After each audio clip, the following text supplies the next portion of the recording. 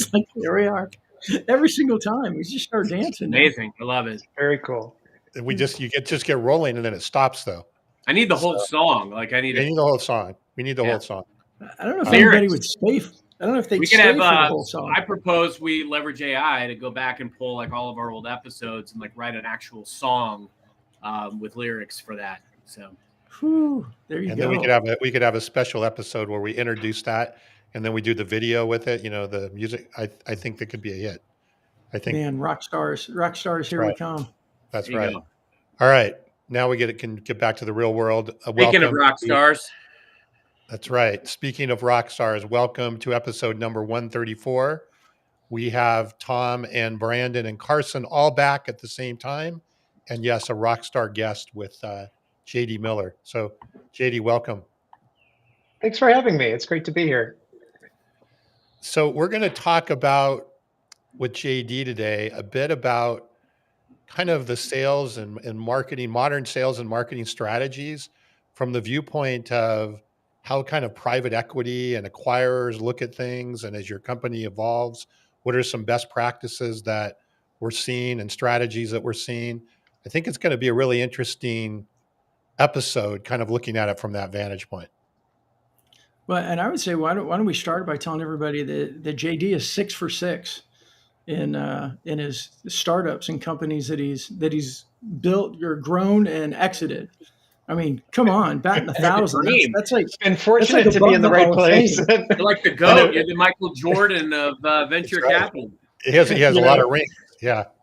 I would say I would rather be lucky than good sometimes. But my first job out of college, I worked at a small.com that had done $750,000 of sales their first year. That seemed like a lot of money to me as a college graduate.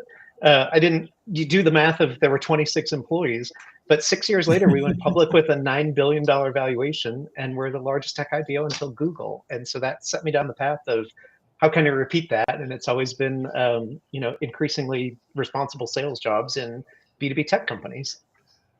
JD, what was that first company's name? What was it? Vignette. And so the late 90s, our sales pitch was calling from the internet. Really, do you need a website? Vignette was quite the hot company in the day. It was. Yeah, I remember. And then curiously, I actually started at a company that was acquired by Vignette and the founder, Introspect. And the founder of Introspect then went on to found another small startup called Siri and hit it again, talking to his computer and ultimately sold that one to Apple. Wow. And Apple still hasn't figured that one out yet. All right. Well, hey, before we get into this, as always, we want to thank Fist Bump for the sponsorship. Brandon, any upcoming webinar shows, anything that we should be talking about? We don't. The only thing is I've started another show. It's called Revenue Through Reputation. And we get a bit more granular outside of just the sales part, but we talk more about the using content to grow reputation for individuals, but also for the brand. So that one, come join me on that one. It's Tuesdays at 11 a.m. Eastern. You can do a search for Revenue Through Reputation, has its own LinkedIn page and all that as well. Or on the podcast, it's got its own channel. Awesome. All right. Well, and you had a couple of webinars last week, I think, with Mark Hunter, or was that already? That was like 2 weeks ago. Yeah, we've got another one coming up in May. I don't think we're ready to promote it yet, but we've got another one coming up on that 1 hour a week LinkedIn playbook for busy CEOs. Okay. All right. Well, then let's get into it. Let's do it.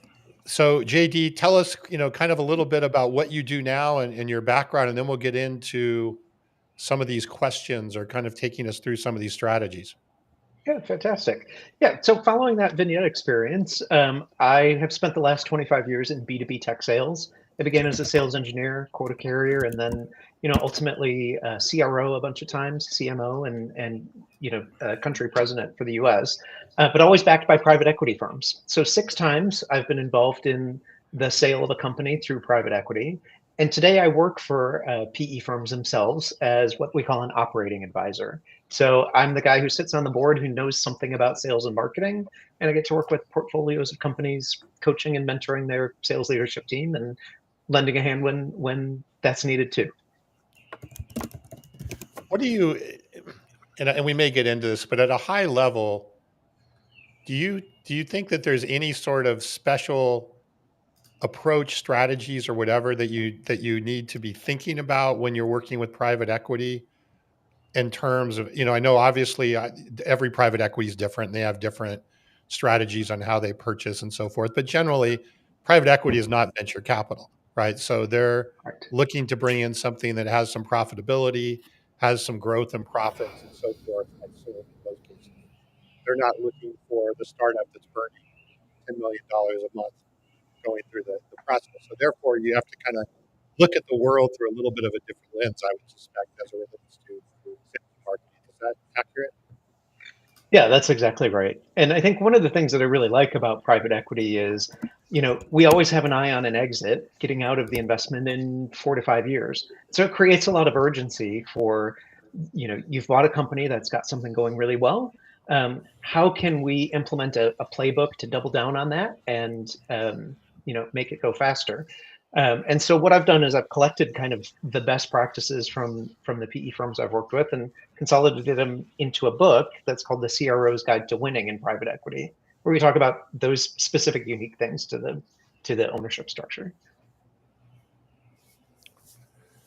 So where do we want to start, Brandon? Yeah, Carson, should we start I would, with the kind of, go ahead, Carson, go ahead. yeah, I'd say, I mean, you've got me intrigued right out of the gate. I'm always interested in the common themes that you're seeing in the successes, but also practical application. How can people today make pivots in their business model that will be advantageous for them? Like what should people be thinking about today, the CROs?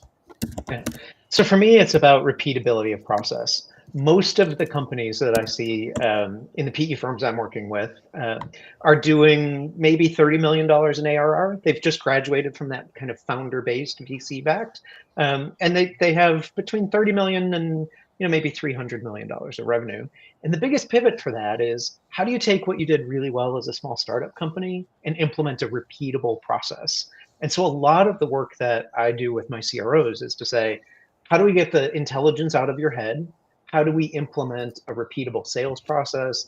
How do we identify your ideal customer profile, your ideal buyer? What are the sales stages you go through? Because usually in our time together, you're going to go from a team of maybe 5 or 6 sellers to maybe 200 sellers. Yeah. And so it's implementing a lot of repeatable systems and management structures that make sure all 200 of us are doing the same thing in the same ways. What do you think are the common missteps that CROs are taking today? I think a lot of the early kind of stage of that smaller revenue, a lot of those CROs struggle with graduating to be the leader and the enforcer instead of the super salesman themselves. A lot of people get in that seat in a small startup because they were the person who could sell it on their own. And a lot of the work that I do is talking about, how do you now, let someone else do what you're comfortable in, and have you do the thing that only you can do, which is strategic. And then I think the second big challenge that we see a lot of CROs is signing up for a number without a plan. You hear from private equity, you've got to grow 20% this year. And I think a lot of CROs get into trouble where they go to a board meeting and they say, yep, I'll sign up for 20% more number. And they don't know how they're going to do it. And so we really need to break down what's going to be new logo, what's going to be sale of your new product, what's cross-sell into your install base, what's happening with customer satisfaction and churn. Because if I'm a $100 million company, I don't have to just sell $20 million more if I've got 10% churn. So kind of understanding all of those puts and takes in the annual plan is another really big piece that I spend a lot of time with CROs on. There's a lot of moving parts there. I mean, especially when you go from a transition from being like the main producer with the small team, there's a lot of behavior that we need to put down and new behaviors that we have to pick up. And then on top of that, you've got this pressure of a 20% growth and managing new systems and new people. That just seems like a real challenging environment. It can be. I think the biggest skill to kind of develop there is getting really comfortable with data and data analysis. Or if you're fortunate, hiring a revenue operations person who could sit by your side and produce data. I was a social scientist in training. I have a PhD in communication.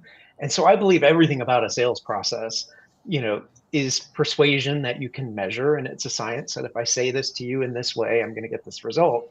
Really great CROs or really great rev ops leaders are able to help unpack, the call recordings, all the things that we see happening in emails, everything in your CRM system, and understand, when I do this, what's the result? How do I tweak what my input was to get a better result? And so kind of data facility is a really core key skill.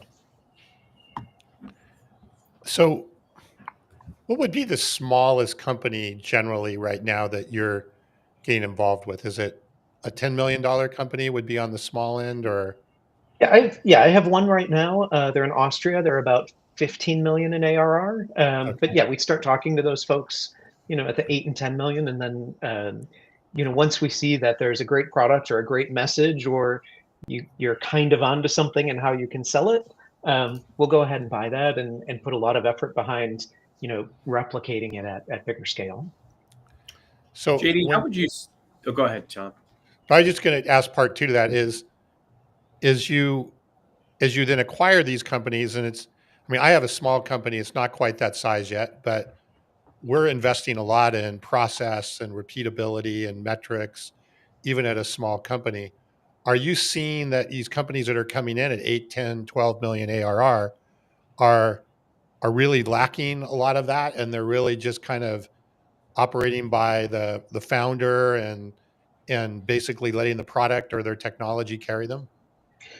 I see that a lot. Now that may be a function of the PE firms that I work with. Everyone's got sort of a different investment thesis. Yeah. So there are some PE firms that are great at saying, "Let me teach you how to sell really well," and having someone on the bench who's a CRO advisor, that's one of the things we do really, really well. So we tend to have a lot of great products that need a sales engine.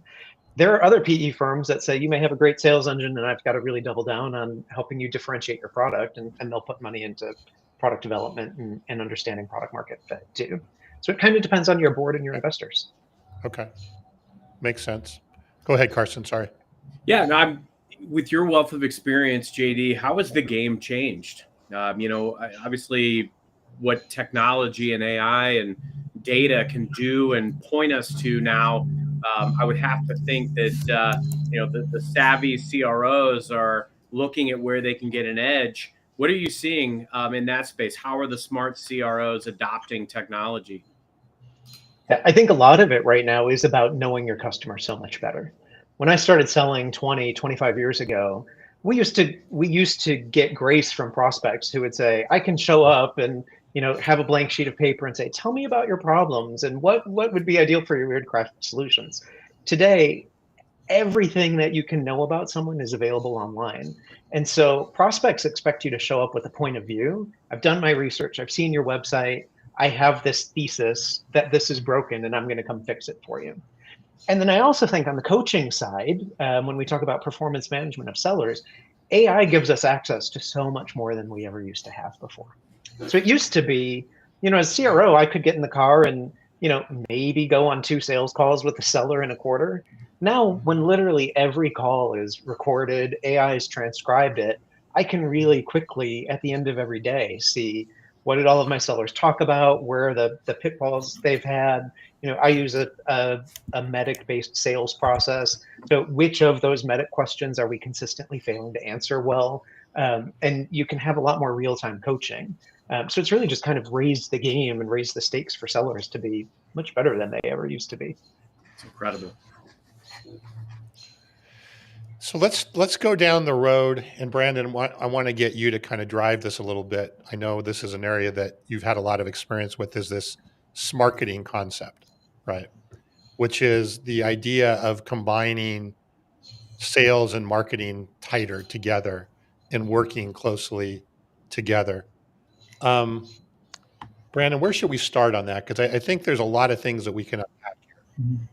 Yeah, I think let's start, JD. I'd love for you to kind of define what does that concept of marketing really mean, and why is the marketing motion and the sales motion being more integrated so important now, especially? Yeah. So I first learned about marketing actually from a chief marketing officer named Andrea Brody. It's about 10 years ago. And I was hired to lead the global sales motion at this company. And the PE firm was well down the path on their hold period. And we had about a year left before we needed to get the company sold. And we were really looking for the right results.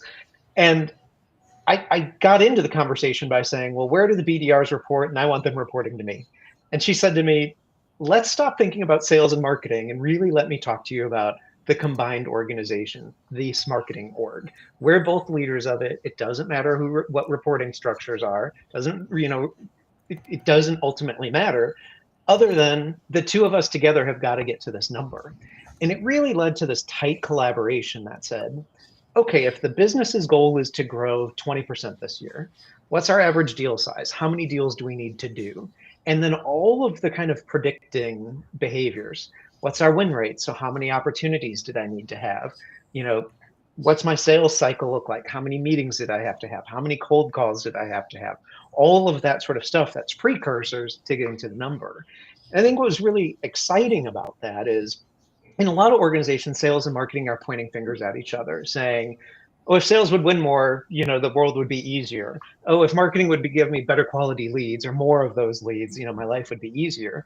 And when we think about marketing, we can have those conversations that, yes, I need to improve the skill of my sellers.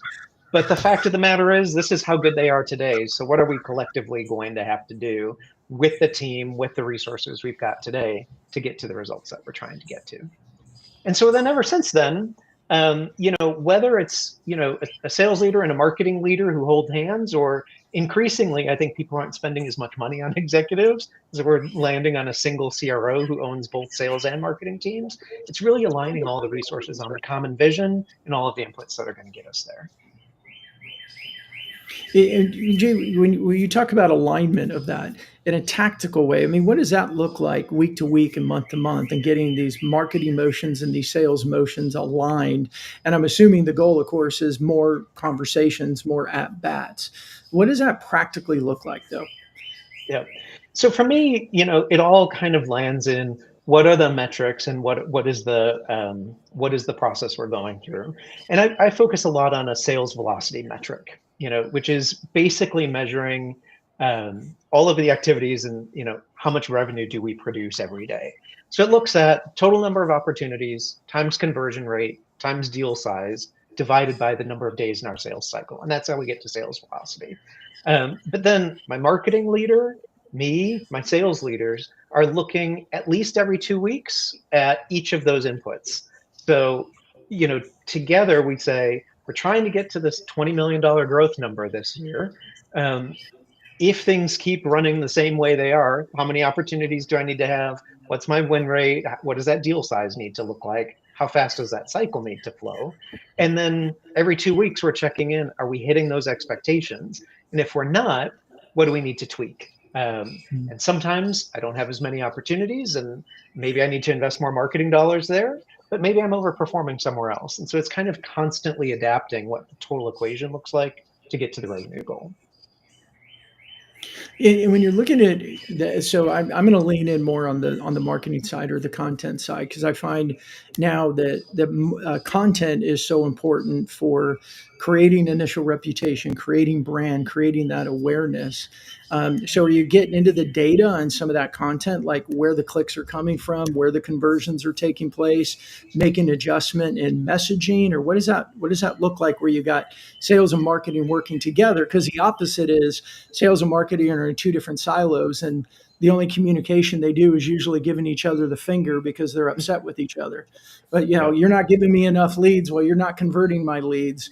What does that look like when there is proper alignment and working together to solve the problem instead of working apart? Yep. Well, I think you're exactly right. Content-based marketing is such a ubiquitous thing, and it's become so inexpensive for me to blast off a couple hundred emails and do different things. And so the data that we're seeing today is that it takes about 17 touches to turn someone from a totally cold prospect to someone who's going to take a sales call with you. So part of what we're doing with marketing is to align on what are those 17 touches. Some of them is going to be consuming a blog post. Some of those is going to be a banner ad retargeting that comes from marketing. Some is going to be a BDR cold call, a seller call, a connection on LinkedIn. And so part of what we're doing is, it's almost like account-based marketing, that we're looking at our prospect list. Have we made all the 17 touches in a short amount of time? Is everyone doing their piece? And then the second piece is, which of those is the most effective? Because I would like to shave 17 down to 15 to 13 and get it faster. And so instead of marketing on one side talking about whatever they talk about and sales talking about something else, is how do we actually align the message that we're talking about, so we look like a unified company to everyone who's engaging us in all the different channels. Yeah, that's what I was hoping to you were going to say and to get to, and I think so often even smaller teams, marketing's got their plan, they've got their goggles on, and this is what they're looking at, and sales looking this way, and without that alignment, it just seems like maybe instead of 17, it becomes 30 because they just keep missing, and what sales is talking about and what marketing is producing are not in alignment and really creating more confusion across buyers. Right. We've all had the experience of, sales is doing whatever they're doing with their prospects, and all of a sudden, marketing calls up a seller and says, "We have a trade show in 2 weeks, and I need you to drive more, registrations to the booth." And the seller's kind of scratching their head, saying, "It's 2 weeks out. I had no idea it was coming, and that's not at all what I've been talking to my prospects about." So, how do we get kind of a content calendar and a messaging calendar that, you know, every time we're talking to the market, we're saying some of the same basic things? And then, the other part of that is knowing that the message that works today is not necessarily the message that's going to work tomorrow. Really early on, I had a sales mentor tell me every product you're going to sell has one of three pitches. You either have to buy my product because it helps you comply with the law, you'll go to jail if you don't do it. You're going to buy my product because you're going to sell more and make more money with it, or you're going to buy my product because you're going to cut costs with it. Now, it used to be a couple of years ago, we were talking all about growth and all of these exciting new AI tools that are going to make your sellers more effective. Now, all of a sudden in the US, we're looking at the economy and we're saying, are we in a recession? Are we not? What's the stock market doing? And a lot of people are pulling back. And so those messages about cost cutting, risk reduction are way more relevant. And so really good sales and marketing leaders are kind of taking that pulse and figuring out, yep, sellers, I used to talk to you about, buy this thing for 15% growth. Now you're going to shift your message and you're going to talk about buy this thing and you can reduce 3 heads out of your organization with it. Yeah, I like Dominique's comment. Maybe 17 cold calls is all we need to do to get those 17 touches that are there. So well, and hopefully it's not all cold calls, right? I mean, in the best no, I get that. organizations, it's all that other stuff. No, we've got to do something right that actually creates the demand and builds the trust versus just the cold call of the day.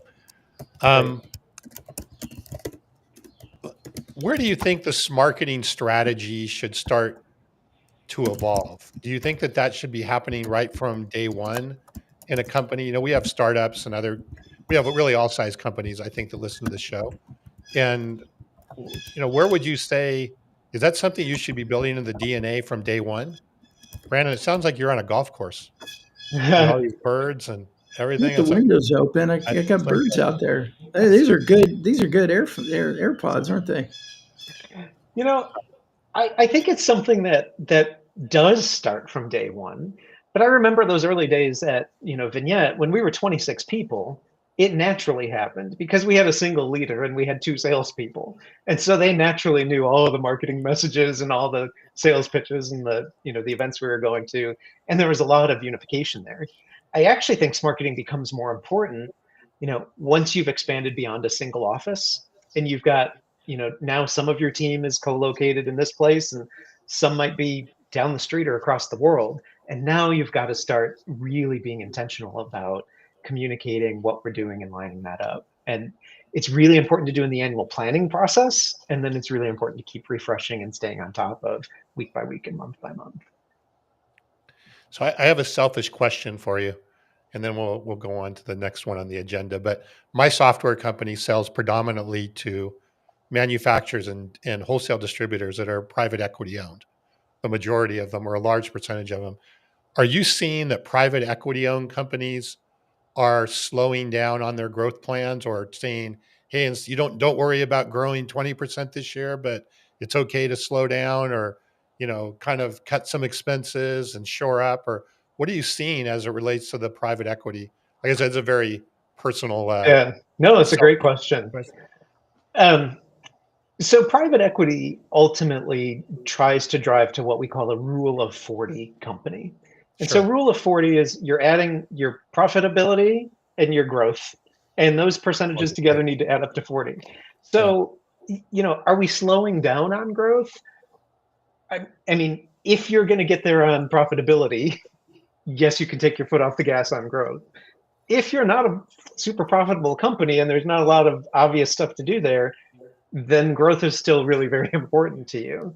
And so I think, when your company was bought, we bought it with some investment thesis of what the next 3 or 4 years was going to look like.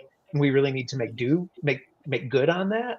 But I do think as the economy goes up and down, we're constantly reevaluating those levers of, which one is sort of in the lead today. Got it. So how do we adjust that 40? It still stays at 40, but are we putting Right. more emphasis on the growth side of the equation, or the net income side of the equation, or the profitability side of the equation?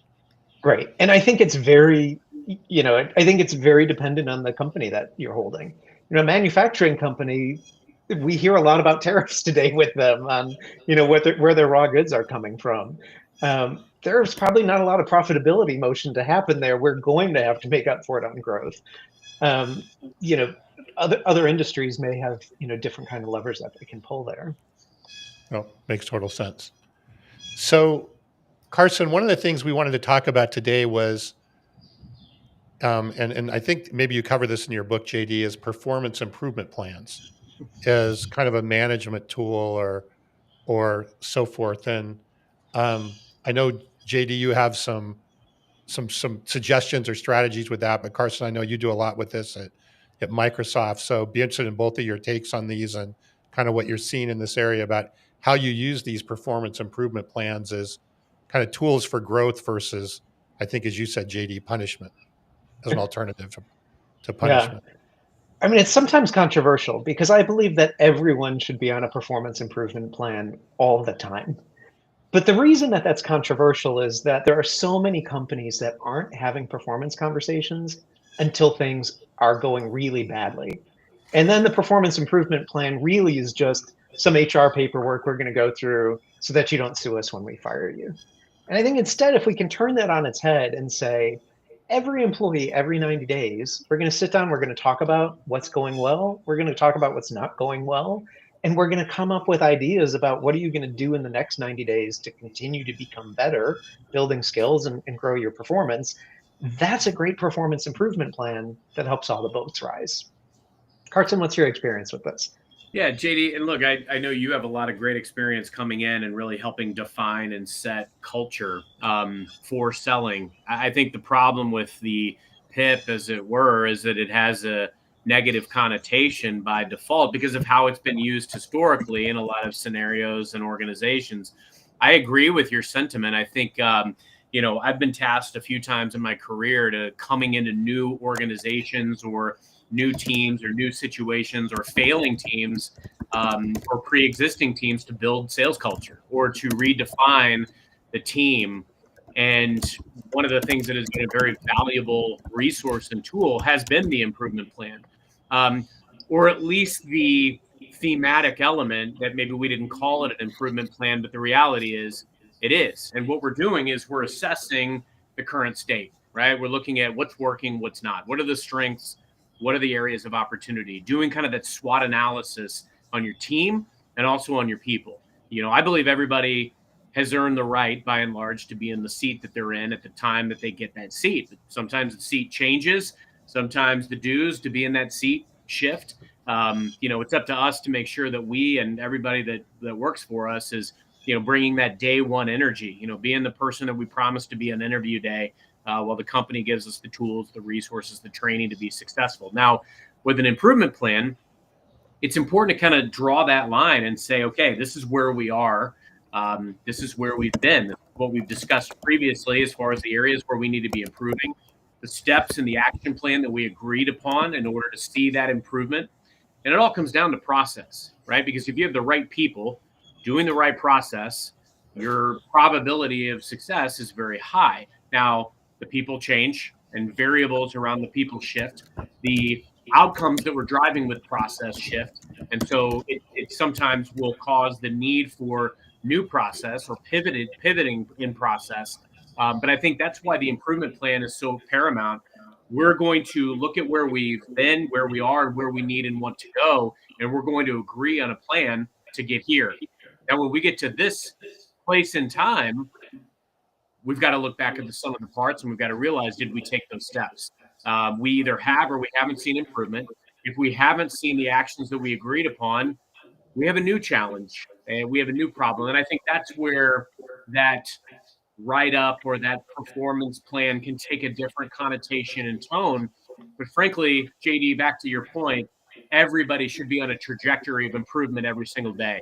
I love the idea of knocking down the negative connotation of a performance improvement plan, because we should all be working on the ways that we can improve every day, because we're going to need to be able to be invaluable now and into the future. I wrote an article on LinkedIn the other day that was about just that. I have zero fear about AI replacing me, because everything I do is try to be as valuable as I can be to the people in my sphere, the people I serve, my colleagues, my leadership, my customers.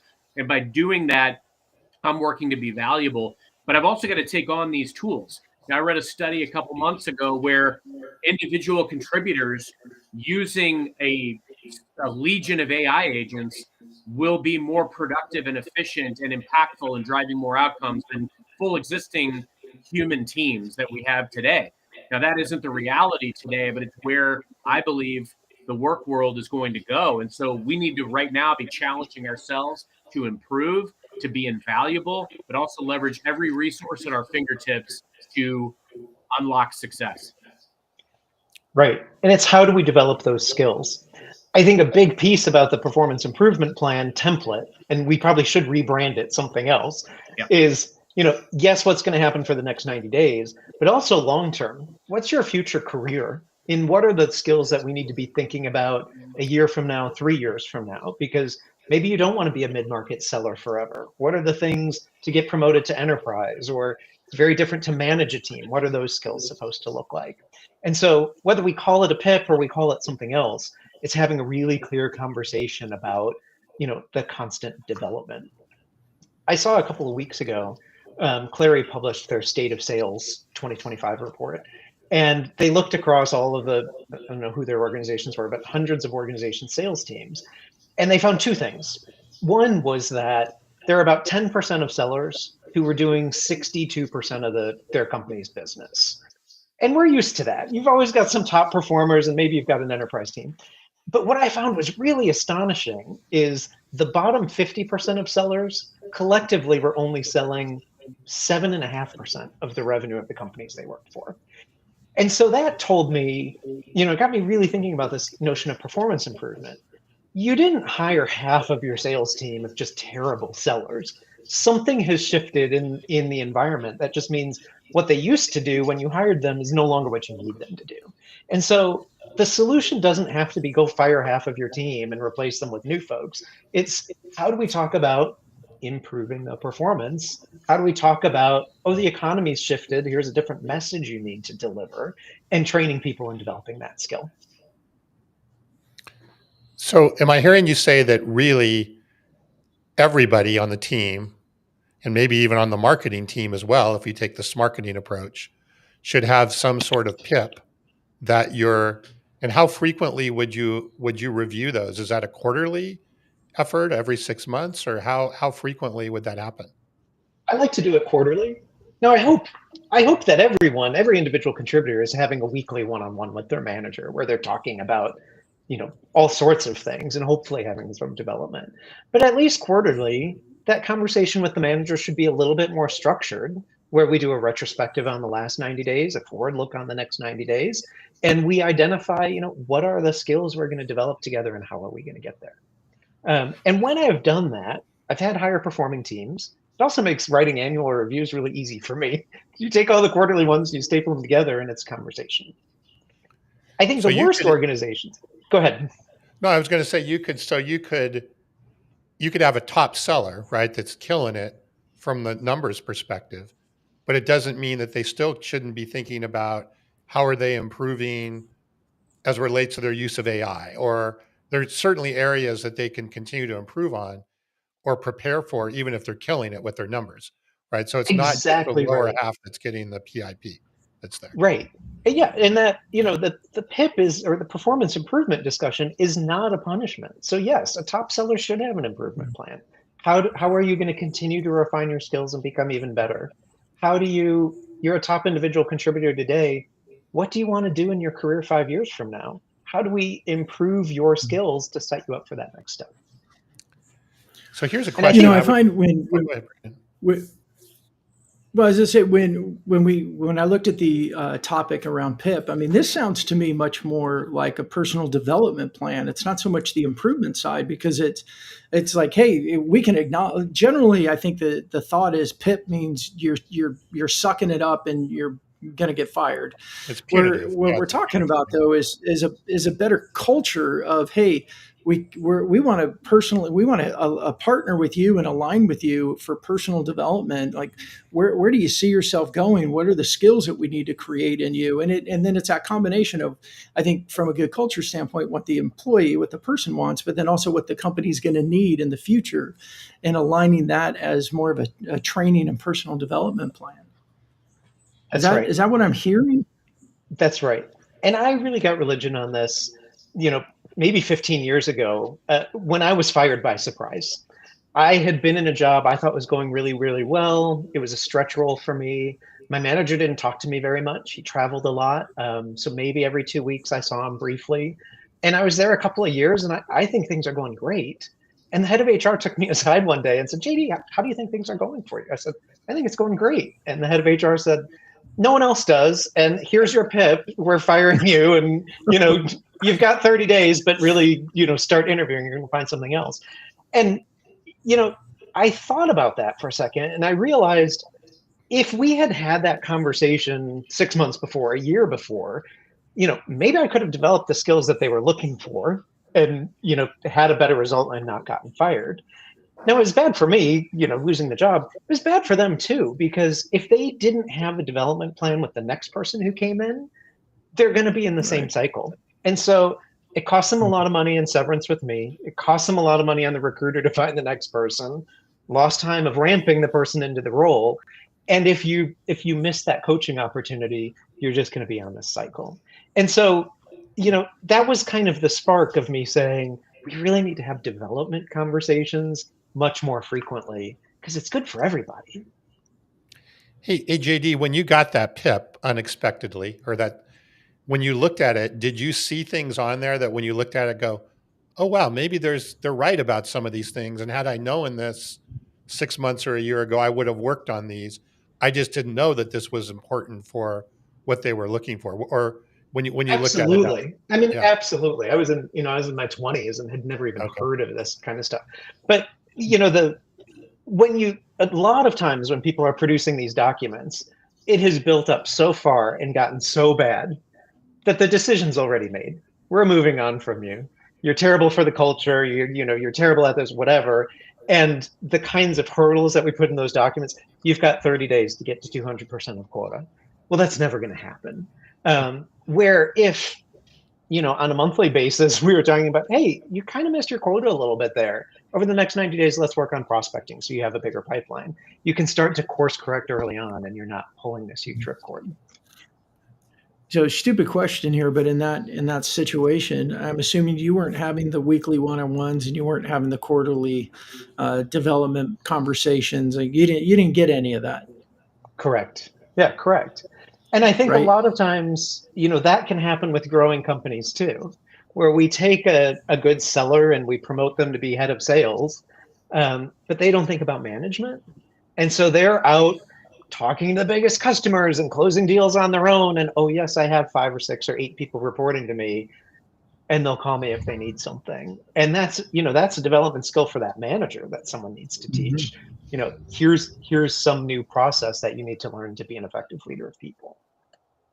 I remember years ago when I was a second line and I had a general manager who would, come to me, and it's like, he would always say, like, look at where the management problems lie in this. Don't always look directly at the sellers, because it is so critical that good sales culture requires sales managers to understand the why and how of the process.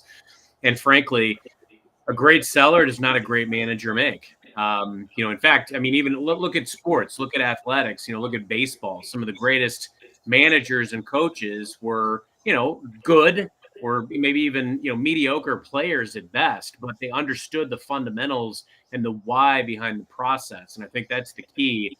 We've got to spend more time as organizations, and, thinking it from a CRO lens, even, we've got to think about the importance of building that sales culture. How do we do it, and why do we do it? Helping ensure that our teams understand the why behind what we're doing. There needs to be a level of transparency. JD, to your earlier point, like signing up for a big growth number, we need to understand how we're going to get there. We need to understand the importance of making that growth number for sustainable business success. We've also got to understand, okay, what are going to be the inputs that are going to be of vital criticality in order to drive the outcomes that we're wanting to drive. I mean, if I know that I need to get more, more revenue, what ultimately is going to lead to revenue? Let me double down on some of the things that I know work. Let me jettison or tweak some of the things that don't work. And sales managers and improvement plans, or whatever you want to call them, we've got to be spending time every week, 2 weeks, with every member of our team. We need to be hands-on in the field, inspecting and helping them improve. We've got to be willing to do the things that we're asking them to do. Otherwise, we're not going to take them to the next level.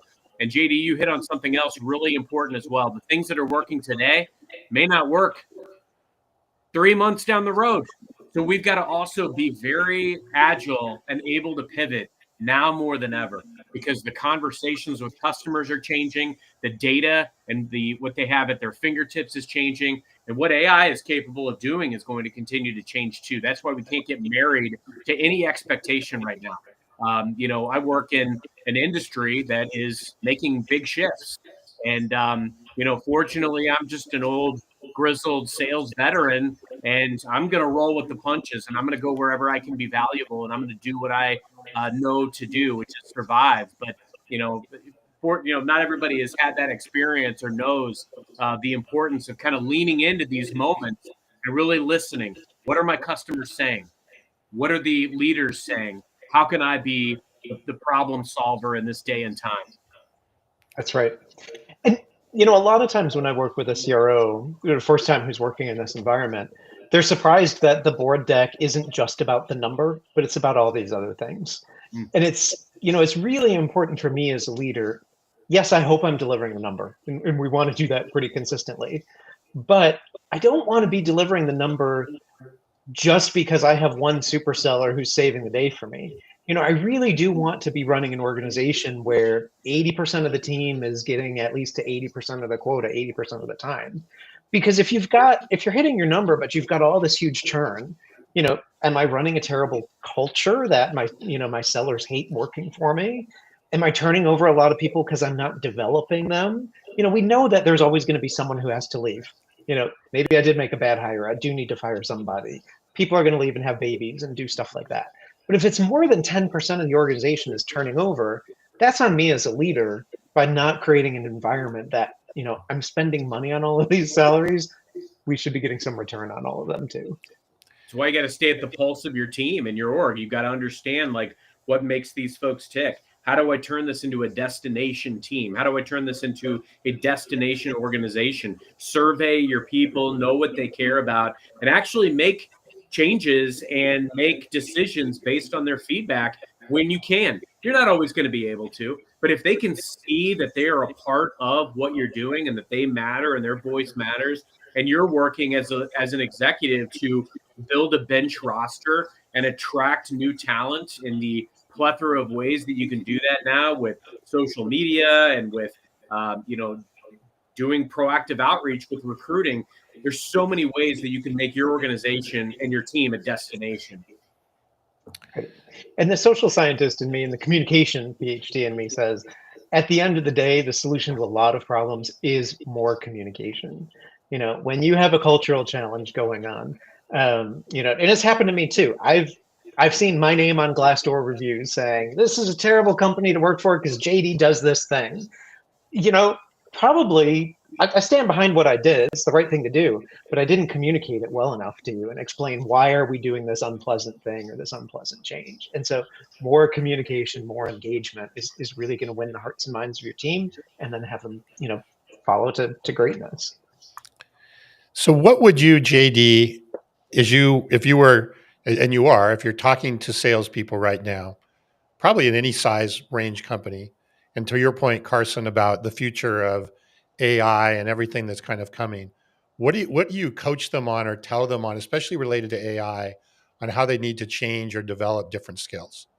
And it's interesting. I did a workshop with a team of salespeople at a wholesale distributor, I don't know, a month or so ago, and we were talking about AI, and there was a lot of nervousness about AI. Like, I don't want it in this building. It's going to replace me. It's going to do my job. Why do they need me? And our whole workshop was no, no, no, no. That's not really the way that it's going to be. But how do you coach people and help them develop and embrace AI versus be in fear of it? I really think it is about being comfortable getting uncomfortable. Um, I remember back in the 90s when I was part of the dot-com boom, and we were selling a lot of software to people saying, hey, you're a call center agent right now, and we're building this website that's going to be self-serve. Now, did we put call centers out of business? No, you can still pick up the phone and talk to somebody.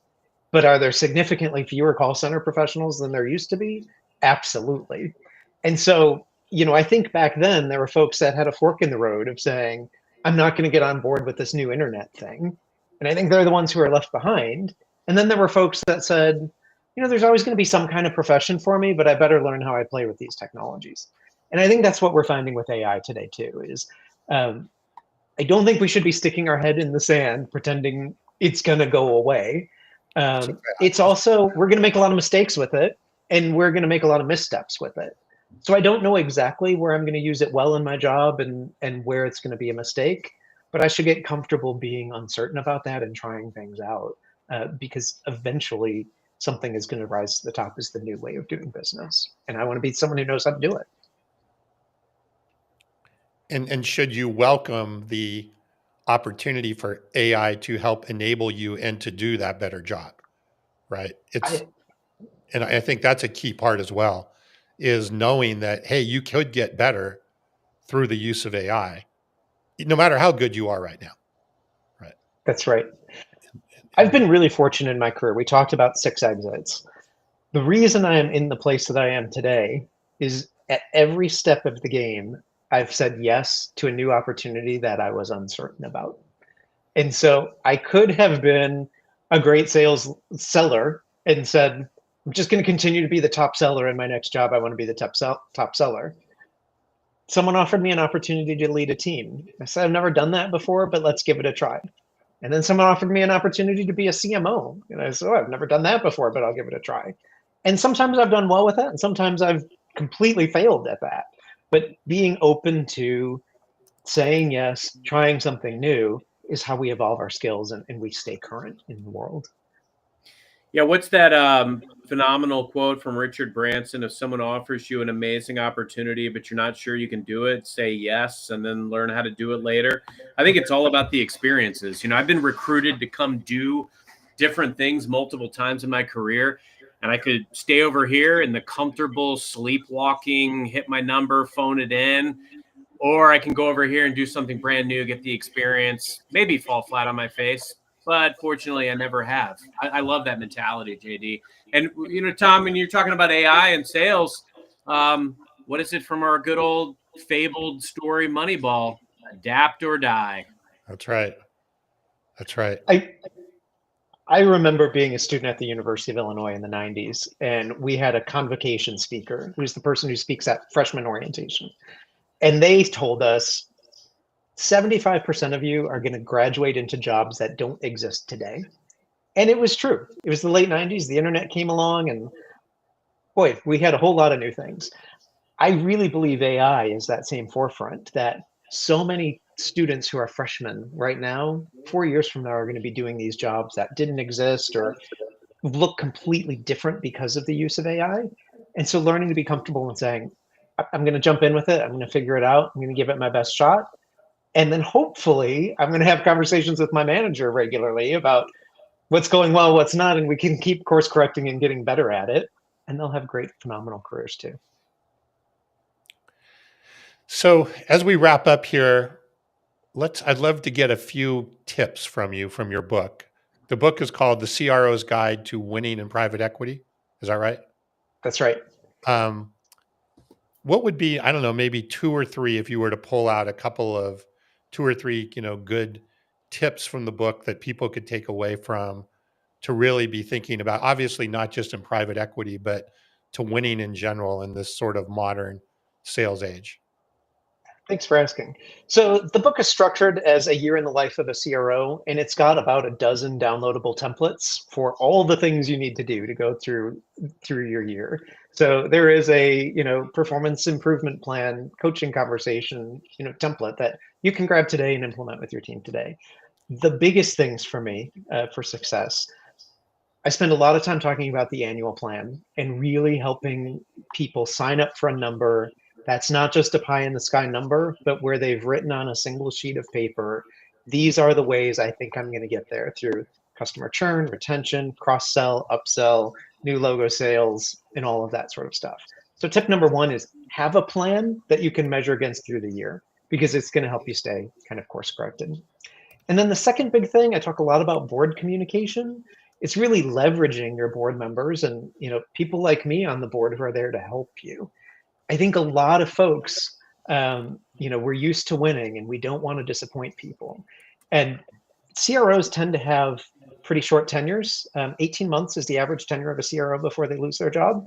And a lot of times it's not because they missed their number, it's because they didn't communicate that they were going to miss their number.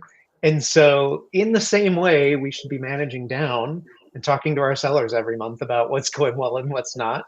CROs need to be talking up to their board on at least a monthly basis. I actually like a weekly email, and you can get a template out of the book on that too.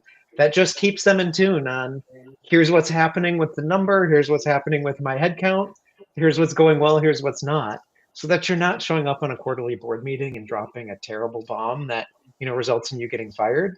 You're showing up to that meeting maybe with the same news, with a board that says, we knew it was coming, and how do I collaborate with you and continue to improve your performance down the line? That's great. And your book is on, I assume, on Amazon or... You'll find it everywhere. So it's globally, all of the Amazons, your local bookstore has it, and you can find it through my website at jdmillerphd.com. I am going to get a copy. There sounds like there's some really good stuff. Excellent. Carson, any final questions before we wrap up here? No, this was I love this episode because it was very unique in, kind of the annals of mastering modern selling, but a lot of nuggets that any executive or any sales leader or frankly, any individual contributor can kind of pick up and run along with. JD, was there anything else that you were hoping to impart on our audience today that you didn't get the opportunity to yet? I could talk to you guys forever, but I've really enjoyed our conversation so far, and keep learning and keep developing. Yeah, no, thank you so much. I think you gave us a lot of really good food for thought, and how we can reframe the improvement process, all the way to some of the really eye-opening statistics around CRO tenure and things of that stature, and the things that we can do to really own that process. The thing that you said that I love the most, JD, was when you talked about what you learned from even Glassdoor reviews and how you acknowledge that.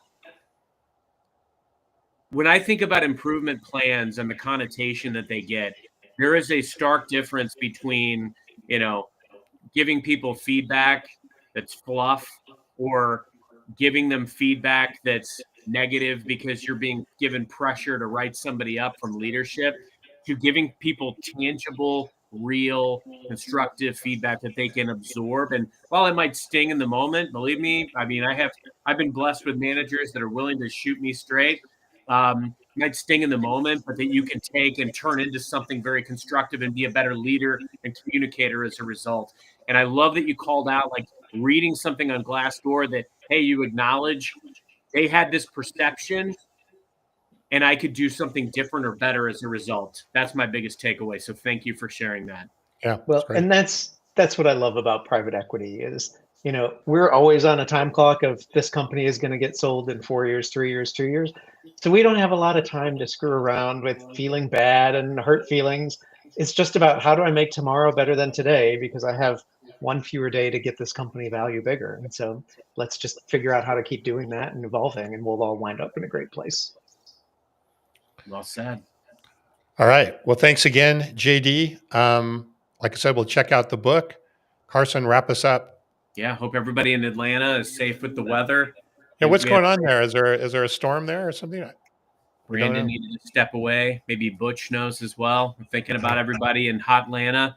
And thanks for everybody for joining. Dominique, thanks for the commentary. Charles had some great comments today, and Butch. And until next time, happy modern selling. Thanks.